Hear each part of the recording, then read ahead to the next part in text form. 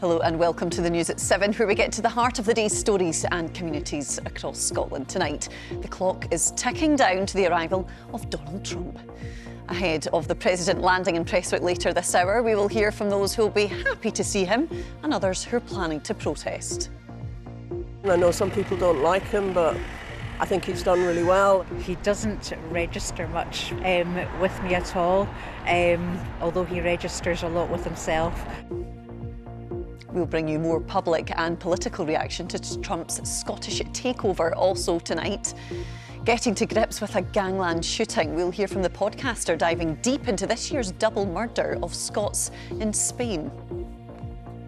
As always, we will have all the sport with Sheila. Sheila, what have you got for us tonight? We'll look ahead to the Lions' second test match against Australia tomorrow, and we've been speaking to former boxing world champion Josh Taylor about his retirement. And we'll tell you why, despite the evenings drawing in already. Yes, the nights are about to get brighter in Orkney. Hello, I'm Amy Irons and welcome to the News at 7.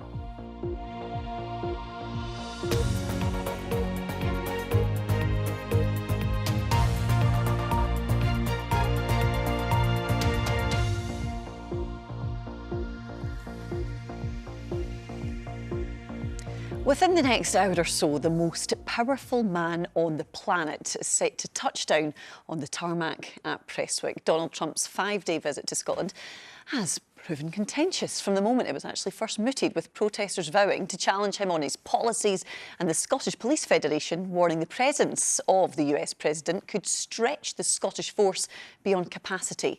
There are, of course, those who welcome Mr Trump's arrival, with both the First Minister and the Prime Minister planning to meet him while he's here. We will get on to the politics in a moment, but first let's hear from Ben Phillip, who is at Prestwick for us. Ben, not long to go now. How are preparations going?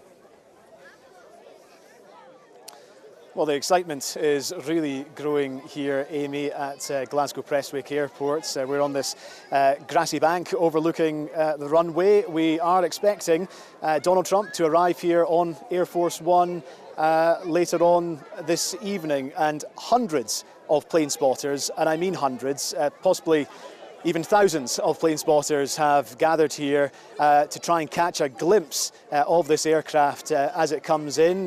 Many people have been here since this morning. Some people have travelled from further afield and other parts of the UK. But certainly from speaking to people here throughout the afternoon, it would appear that people are perhaps more excited about the aircraft rather than the man who is on it. But certainly Air Force One is one of the world's most recognisable planes, a flying White House, if you like, and it certainly appears to be on the plane spotter bucket list, and many people here will be hoping they'll be able to catch a glimpse as it lands here later this evening. Yes, we're seeing the crowds gathering there behind you, Ben. We've been talking all week about just the massive scale of the security operation. For you on the ground then, what does the security operation feel like? Yeah, well, we have to remember that there have been some attempts on Donald Trump's life in recent times, so his security is paramount. He is at constant risk. There has been a very comprehensive security operation which has been underway for many days now, many weeks, but it really has scaled up over the past few days. Just from where I'm standing, I can see dozens of police officers here among the plane spotters. Many officers are dotted around the perimeter of the airport itself. Over my shoulder on the air traffic control tower, snipers are on the lookout as well. We can also see US Air Force planes which have been manoeuvring throughout the day as they have been throughout the week, indeed here at Prestwick and also in Aberdeen, where Donald Trump is also expected to visit during his 4-day visit to Scotland. We understand Donald Trump will travel on from here to his resort at Turnberry. Now, in the past, he has made that journey, that half-an-hour drive in his heavily armoured limousine nicknamed the Beast as part of his presidential motorcade. But he also has the option of flying by helicopter in Marine One, which we have also seen here at Prestwick in recent days. Certainly it'll be one for the plane spotters to perhaps tick off their list here tonight when the US President touches down here in Scotland to begin his 4-day visit. Ben Phillip from Prestwick, thank you very much. Well, our political editor, Glenn Campbell, is with us. Glenn, it's not an official state visit. It's a holiday, there'll be some golf, there'll be some business, but Donald Trump is going to be meeting both Keir Starmer and John Swinney. Yeah, so there's a bit of politics and a bit of pleasure. I'd be surprised if Donald Trump didn't hit a few balls during his stay at Turnberry. Initially, this was billed by the White House as a private visit, but I mean, let's get real. How private a visit can any president of the United States have when, as you've just been hearing, there's a massive security operation underway to keep him safe?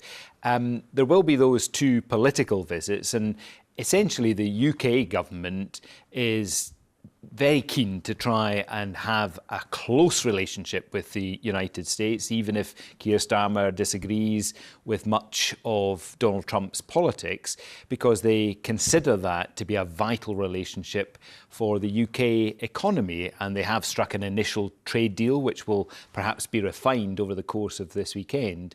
The Chancellor, Rachel Reeves, in Scotland today, stressed the importance of building on good relations.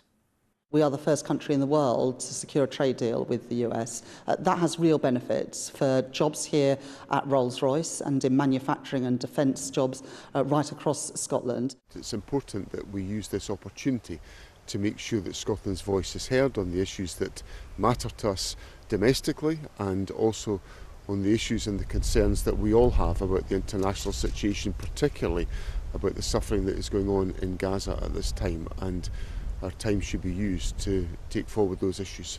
John Swinney stressing that he will raise international issues, not strictly part of his brief as First Minister, but a matter of concern for many, many people when you witness on television the scenes of humanitarian suffering in Gaza. He too, though, will also have an economic agenda trying to protect the interests of industries like salmon and whisky, which are worried about the impact of tariffs on their exports to the United States. John Swinney, Glenn, hasn't always seen eye to eye with Donald Trump, though, has he? No, I mean, I think he has tried to be diplomatic during the early part of President Trump's second term in office, but there came a point when Donald Trump talked about turning Gaza into the Riviera of the Middle East, which would necessitate the removal of the people of Gaza, when John Swinney described that as ethnic cleansing and called into question the state visit that is due to go ahead in September. He raised the possibility that that should be cancelled. And that led to a rift with the Trump family, certainly. But I think there was a bit of a patch-up job when Eric Trump, Donald Trump's second son, had a meeting with the First Minister in Edinburgh recently, and that seems to have led to a reset. Glenn Campbell, thank you very much for taking us through all of that. Appreciate it. You're welcome. So, while the UK and Scottish governments are showing rare unity in their desire to engage with President Trump on his visit, what about the general public? We've been gauging the mood among the people of Lewis, the birthplace of Mr Trump's mother, Mary McLeod. He doesn't register much with me at all, although he registers a lot with himself. I think it's great. I think he's the democratically elected representative of his country. And I think it's good here. It's good for Lewis, the association. I know some people don't like him, but I think he's done really well. And ideally, he might spend some money up here, which we desperately need. My honest opinion is that, as it's a private visit, Mr Trump and his entourage should fund the trip by their own means. I don't see why the Scottish or British taxpayer should pick up the bill for security, etc. I'd ask when he'd be here so I can make sure I am nowhere near. Well, Donald Trump certainly divides opinion, doesn't he? And this visit is no exception. And just like the last time he was in Scotland, protests are planned to take place across the country. Earlier I spoke to Greg Swenson, who is chairman of Republicans Overseas UK, and asked him how the president is likely to feel about people turning out to show their objections to him being here. I don't think it bothers him. I mean, remember, the president came here to London in 2018 and then for the state visit in 2019, and there were plenty of protests going on. I think, if anything, it'll be a little less in terms of the protests or the percentage of people that are, protesting against him. I've been doing a lot of media today, and a lot of the callers that are dialing into these radio programs are huge fans of President Trump, and they love the Scottish connection, of course, but they also like what he's doing. And in many respects, and I've really felt this since the election and spending so much time here in the UK, that people have a little bit of American envy. They wish that they could have a government that was, that was behaving the way that this administration so far has behaved in terms of, taking care of the border problem, the illegal migration problem, addressing the cost of living crisis that we had for 4 years during the Biden years. And so, those are things that he's addressing, the cost cutting, getting the budget under control. These are things that American voters wanted, and that's why he was elected. So I think the response in Scotland will be similar in the sense, the same feeling I get here in England is that, we wish that the government would take a page out of the Trump playbook because it works. Some people may say that, Greg. There'll be a number of people that would disagree with that view. I'm sure he'll be pretty relieved, you would imagine, though, to be escaping the US right now, given this continuing question around his links with convicted paedophile Jeffrey Epstein, even when he was stepping on the plane today. We had journalists trying to get him to answer questions on this. Why is he struggling to get a grip on this? Yeah, that's a great question. And I don't think it's as much about his connection to Jeffrey Epstein, because that's old news. That's been out since 2021, basically. And his track record, I'll call it, is pretty clean. I don't think there's any worry in the administration that there's anything that hasn't been told already. And I assure you, if there was anything damning in the so-called Epstein files on President Trump, they would have been leaked during the Biden years. There's no doubt about that. So why doesn't, sorry to interrupt you there, Greg, why doesn't Donald Trump just release these documents and be done with it? It's a great point. And that's what I was getting at, is the crisis right now is not the president's connection to Jeffrey Epstein. The crisis is the fact that on the campaign trail, he talked a lot about releasing the files. He was disappointed that the Democrats did not, and then changed his mind. And I think that's the real problem. Greg Swenson there. Well, tomorrow protests will be held in Edinburgh, Aberdeen and Glasgow. Earlier I spoke to Liz Murray from Global Justice Now, which is part of the Stop Trump Coalition, and asked why her organisation would be taking part. The reason we're doing this is because of several reasons. Trump is a threat to democracy. We've seen what he's doing in the US with the attack on the US courts, on the universities, on the media. We know he's a threat to the climate with his drill baby drill mantra and rolling back on renewables. And he's a threat to civil rights with what he's doing to immigrants and trans people and the right to protest in the US.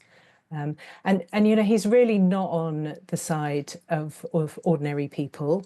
He's firmly in the camp of big business, like the big tech companies, the fossil fuel companies, and who bankrolled him for millions to finance his political ambitions. And he's now pushing their agenda. So we're standing up against all that in these protests.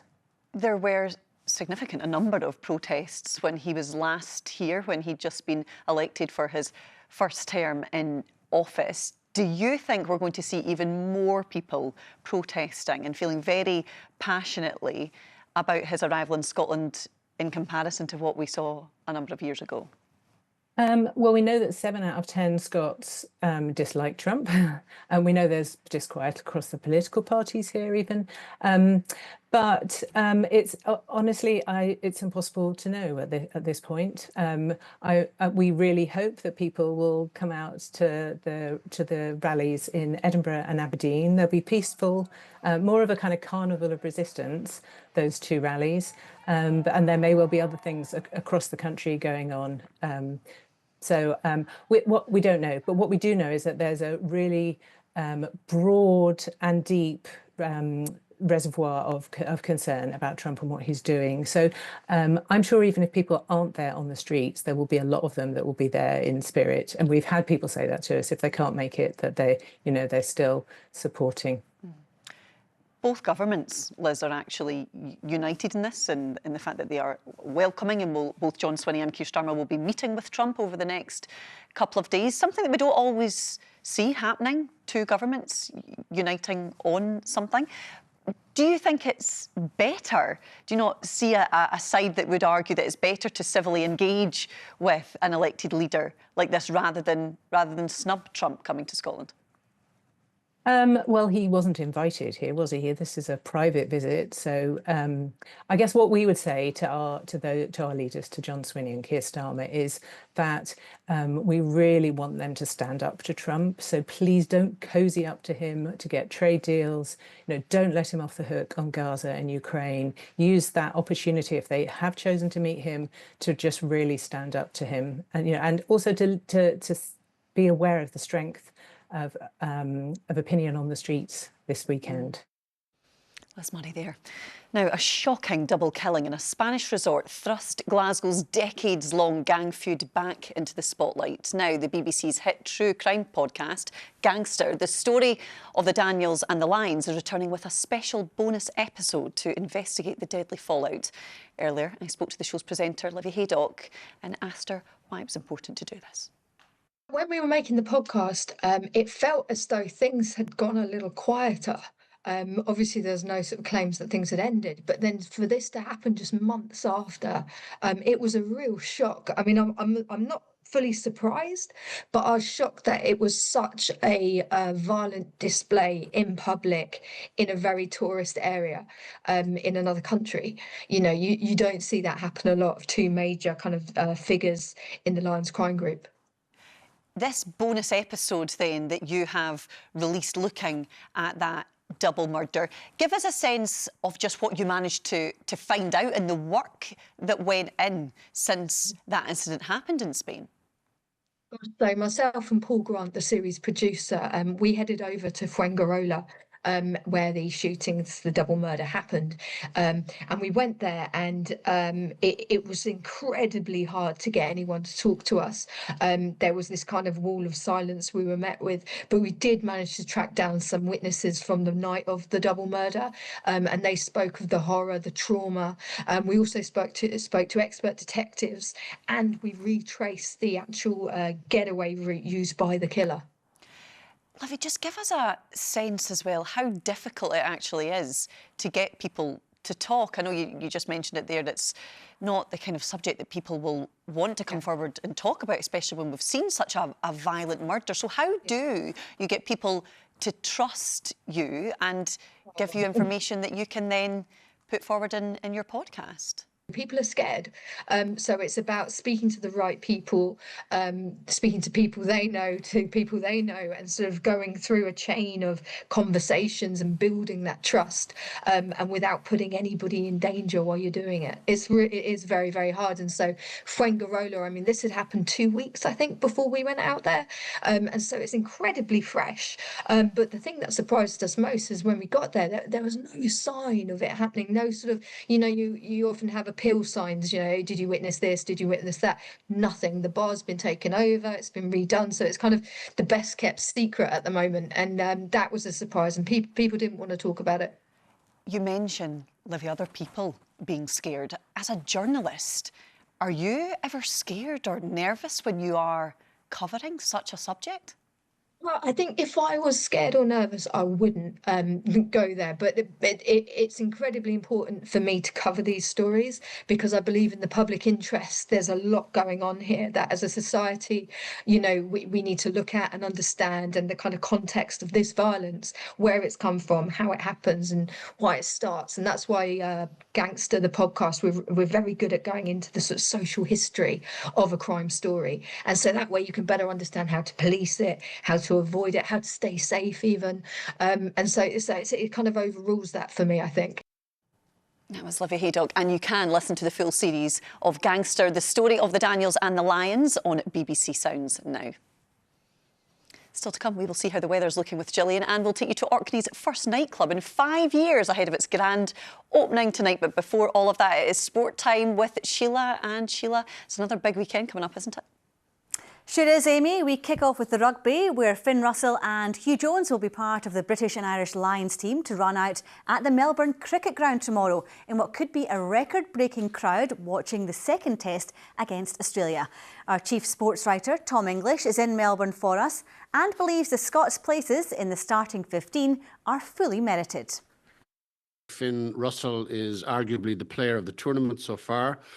Absolute world-class control in his game has been amazing. Still has the Finn Russell flair, as you would expect, but he's got this pragmatic game management as well. The complete player, great combination, thunderously good. Hugh Jones wasn't in the team to begin with. He's got in because of Gary Ringrose's head injury. I think it's a little bit unfair for Hugh Jones to be dropped in the first place because I think he's having a great tour. And I think that will probably fire him up for Saturday, for tomorrow. The fact that he was dropped undeservedly, many people would say he's having a great tour as well. Let's look at the game then. It's going to be played at the Melbourne Cricket Ground, an iconic sporting venue. What kind of atmosphere are you expecting there? I think it's going to be unbelievable. I mean, they're saying 90, maybe 95,000. If it's any more than 86,000, it's going to be the biggest crowd to ever have watched a Lions match. So that's going to be quite something. We had a trip around the MCG the other day. It's gobsmacking in its scale, in its facilities, in its aura and its stories. It's just going to be something special. What would it mean then if Lions were to win tomorrow and win the series with a match to spare? I don't think it ends there. The series will be decided. If they win 2-0, the series is over.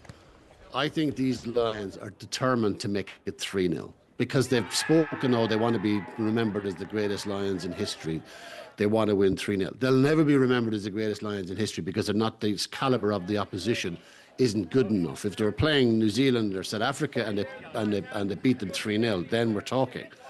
But I think they're determined. I think 2-0, it's going to be, if it is 2-0, it's going to be the huge celebrations. But I think they'll be absolutely determined to win 3-0. Tom, thanks very much. Get a good night's sleep before tomorrow. I will do, Sheila. Thank you. Thanks. To boxing now, and the former undisputed world champion Josh Taylor admits he felt his world caved in when he was told he had to retire or risk losing sight in one eye. He's been speaking to our reporter Andy Burke about his career and why he had to make the tough decision after a routine eye check. The doctor came back, says before you saw one tear, we actually saw 6 tears in your vision. So it was quite a big shock to find out that all of a sudden that's the end of my boxing career, because although as much as I love it, it's not worth losing your sight for, you know. Yeah, well, I've had kind of 2 weeks to absorb it, but the more I think about it, the more upset I get. I'm like, I know I've not sort of completed the game in a sense in terms of becoming the undisputed champion, but kind of not going out on my own terms. Like, it was kind of like a kick in the teeth, you know. Mental health is such a big part of being who you are and as successful as you are. Is this another battle now? You talk about being in a slump. Yeah. Just to get your head around this situation and get yourself back into a good headspace. Yeah, it has been quite tough. Yeah, when I sit and talk about it, but yeah, it's been tough. But as I said, the messages of support that I've had has helped lift that, you know, because it's made me feel a little bit better and made me feel appreciated and made me feel that I've done good in the sport. Is there one night, one moment that sticks out above the rest as that was as good as it got? To be fair, like, you know, I always knew I was going to become world champion and wanted to become world champion, but I'd say my proudest moment in my career and results-wise is the Commonwealth Games, and I've said this many times in many interviews. The Commonwealth Games in Glasgow was amazing. How would you like to be remembered? I don't know. I've never thought about it. Just maybe just a fighter. Just a fighter that took on all challenges and wasn't afraid to take a shot, you know, a good fighter. And more from Josh on the BBC Sports Scotland website. And best of luck to him for the future, of course, Sheila. Thanks very much. Now, I know, like me, you're a fan of a night out. So I think you should stick around for this next item. So a time when the nighttime economy is struggling and many venues are being forced to close their doors, the town of Kirkwall is bucking that trend. A new multi-million-pound nightclub is opening its doors in the Orkney capital this evening, and Rob Flett has been given early access. The doors are almost ready to open in the new Garden Square development in the heart of Kirkwall. It's a colourful addition to the town, which has been without a nightclub for the past 5 years. That's about to change when international DJ Will Atkinson opens Rapture tonight. Local boy Will was brought up in Kirkwall. He's used to entertaining much bigger crowds around the world, but he says opening a club in his hometown is special. But in here tonight, back home, 500 people, and my nerves are just shredded. And it's always the same. The home gigs always hit different. It's folk that you've gone to school with, grown up with. So you just want to put on a good show, and but I'm here and I'm pumped and I'm ready for it. So yeah, ready to do it and hopefully launch this club the way it deserves. So yeah, let's rock and roll. The bars are being stocked, ready to welcome Orkney's clubbers for their first look inside the new venue. The facilities have been years in the planning by a local developer. It's an ambitious project in a town the size of Kirkwall.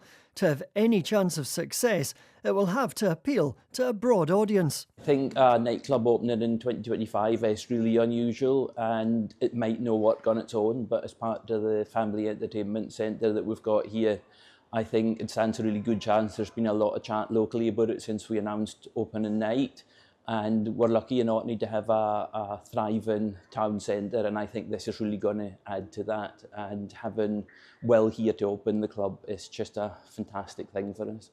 Families are already using the games arcade and food outlets. The bowling alley opens next month. But this weekend, it's all about what promises to be a very special opening for the nightclub. This multi-million-pound investment in a nightclub and family entertainment centre is a big statement of confidence in the future of Kirkwall. It's quiet now, but it's going to be absolutely jumping tonight. Rob Flett, reporting Scotland, Orkney. I am sure it will be. Let's see how the weather is looking now with Gillian, and it's still been a pretty mixed bag, hasn't it? Yeah, and it's looking changeable over the weekend, Amy. We've ended up with a decent amount of evening sunshine, but we had a lot of cloud to start the day. Eastern Scotland saw the best of the brightness, though it looks like a brisk breeze there at North Berwick. And then for Plockton, we've seen some sunshine coming through later in the day. Let's take a look at the pressure chart for the weekend, because the setup is low pressure to the north, high pressure building in from the south, setting us up with a westerly airflow and a couple of weather fronts in play, bringing spells of rain at times, but there will be some decent spells of dry, bright and sunny weather on offer as well. Starting tomorrow morning, fair bit of cloud to start the day and some bits and pieces of showery rain with a few brighter breaks. It will be a mild start, 13 or 14 Celsius by 8 o'clock, and quite brisk west-south-westerly winds affecting the northwest Highlands as well as the northern and western Isles.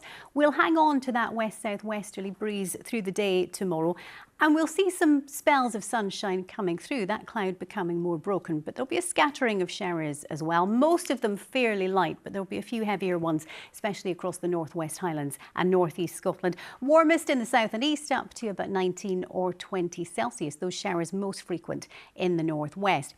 Into tomorrow evening, and you can see that rain becomes a bit more persistent, and it will be heavy at times. This is a weather front moving in. Eastern Scotland hanging on to some drier conditions, but it means We'll start the day on Sunday with that rain. Here's that weather front. It will continue to journey southeastwards.